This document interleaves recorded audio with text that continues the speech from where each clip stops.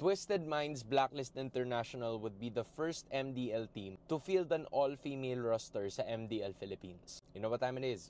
Hands in. I like this route. Quite unconventional, but I like the route. Ito ang kauna-unahang beses na magkakaroon ng female team sa MDL Philippines. Matatandaan na yung naging collaboration dati ng Twisted Minds sa MDL na Bear Esports ay nasampahan ng 2-year ban because they were caught match fixing. So it didn't really work out for them at kailangan nila maghanap ng players kasi yung mga nakaraan nilang laban, talo lang sila by default. They didn't have enough time to look for something until Blacklist International spotted. Siguro nagtataka kayo, bakit hindi yung Team Liquid Aqua? Bakit hindi yung Navi Philippines? And from the looks of it, it's valid. Kasi syempre sila yung nag-participate sa MWI. But you also have to understand that these players are still with their organizations. And at the end of the day, yung Twisted Minds pa rin yung mamimili kung sino yung gusto nila maging ka-collaboration sa kanilang slot sa MDL Philippines. There's obviously Team Liquid Aqua pero medyo malabong mangyari yun kasi nga meron ng Team Liquid Academy na nasa MDL din. On the other hand, you also have Navi Philippines but Twisted Minds is probably looking for something local kasi yung kahit sabihin natin na Navi PH, it is still foreign owned.